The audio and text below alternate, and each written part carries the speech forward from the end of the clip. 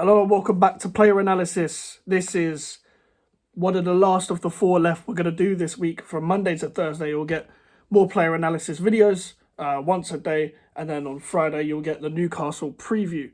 And then we're back to normal, back to normal schedule. Make sure to like the video and subscribe if you are new. We're on the road to 500 subscribers. We are trying to hit that before the end of the year. And the support recently has been brilliant. Now, if you haven't checked out all the other player analysis videos, make sure to go check that out as well. We've done videos on a few players such as Ward-Prowse, Aged, Paquetá, and more.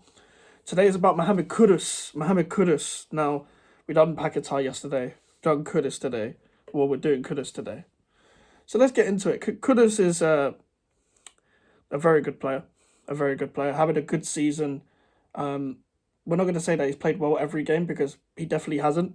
But this is also his first season in the Premier League. This is his first season at West Ham United. And it's very important. And I say this and I try and repeat this and I try and emphasize this all the time on my channel. When a new signing joins your club and he hasn't played in the league before, or he's only had like a season in a league for another club, give them a season. Don't overgas them. Don't overhate them. Just give them a season. So that's why you hear me refraining from overdoing it with players when it comes to new signings either way. I don't want to overdo it with Mohammed Kudus, but how far can he go is the real question. Now, he can play across the front three and he can play just behind the striker. He can also probably play in the midfield three and the number 8 in the 4-3-3.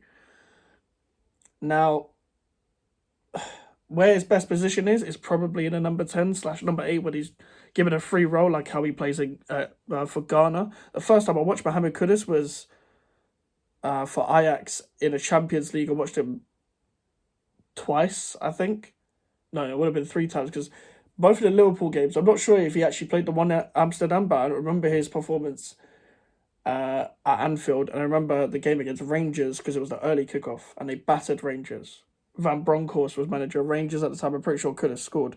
That's how I watched Alvarez as well. Kudus was played in a false 9 at Anfield and he slapped it in the roof of the net. Ajax actually didn't play that bad that game. And Liverpool were struggling because it was at the start of the season, etc.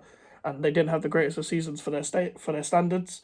And I thought, yeah, this guy's a good player. I never thought anything of it. Never thought we'd sign him. I just knew he was making a lot of noise. And I'm pretty sure that was his second season at Ajax because he was at Ajax under Ten Hag, but I think he was injured.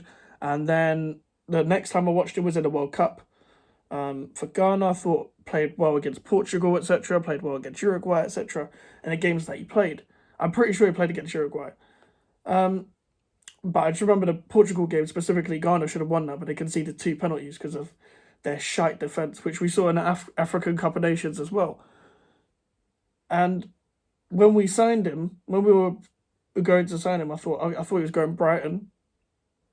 And then there was this whole thing about Chelsea being interested, and luckily Chelsea didn't hijack it as much as their fans were begging them to hijack it. Oh, come to this part of London. We're the better London team, and we're above them now.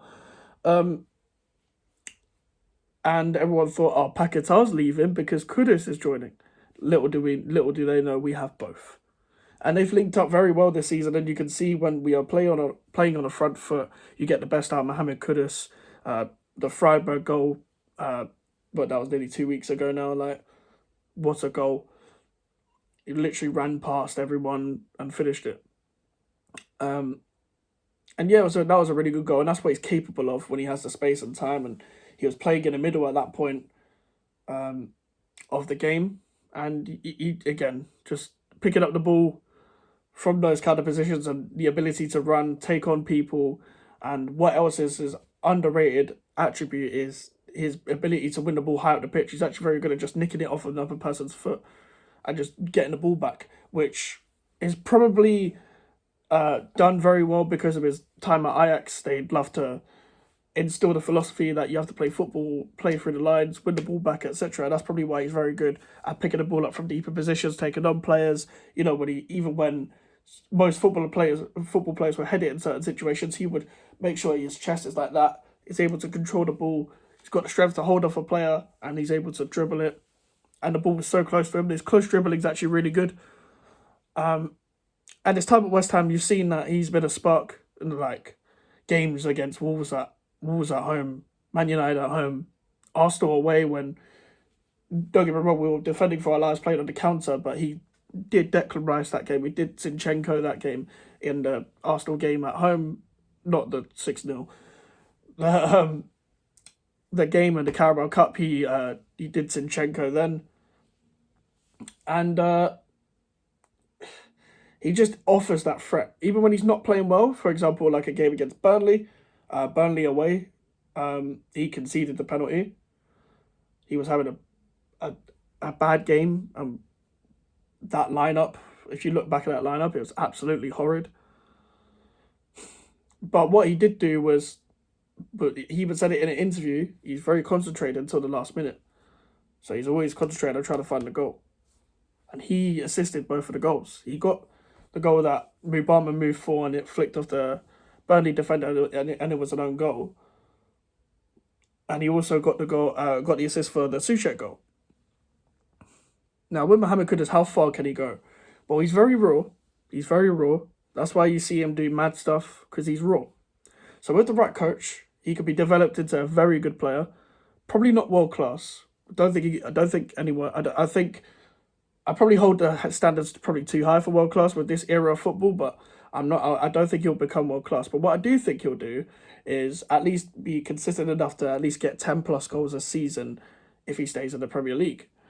And he deserves to play in the highest quality in the future. He deserves to play for some of the better teams in the league. Maybe not some of the best, but maybe just below that are trying to compete for the top. And I reckon he can do that. Now, obviously, I'm going to be biased and say that he should stay here because I want him to stay here. I don't think we've got any problem with him being linked. He's obviously going to be linked to clubs, but I don't think we've got any problem with any worries, etc., with him potentially leaving in the summer.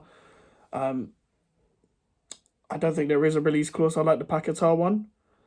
And also, with rumours of Paquetá leaving, they're not going to try and lose Paquetá and Kudus at the same time. So maybe we'll have only 2 seasons of him. I hope not. I hope we have continuous seasons under a manager that wants to play on the front foot and gets the best out of him. But that's the way I look at it. I think he could go to maybe not the very top, but maybe just under the top.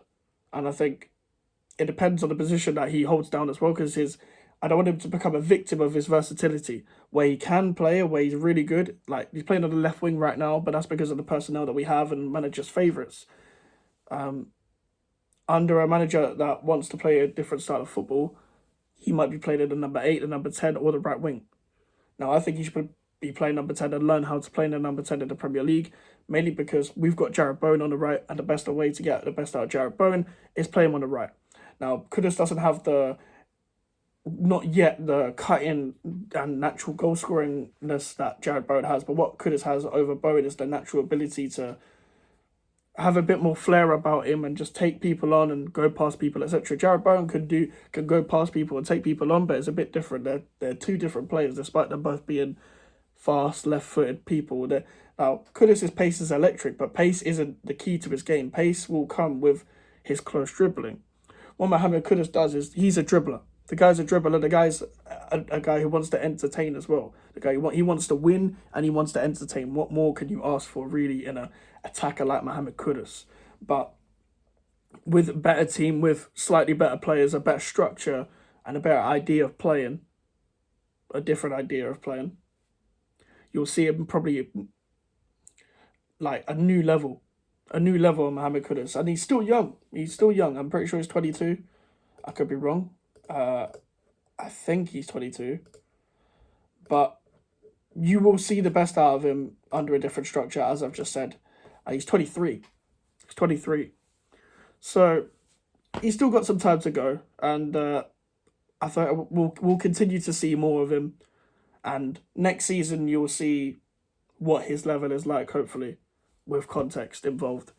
But yeah, if you did enjoy that, make sure to like the video. Make sure to subscribe. On the road to 500 subscribers. As I said at the start of the video, try to get that before the end of the year. Make sure to share it to everyone that isn't subscribed.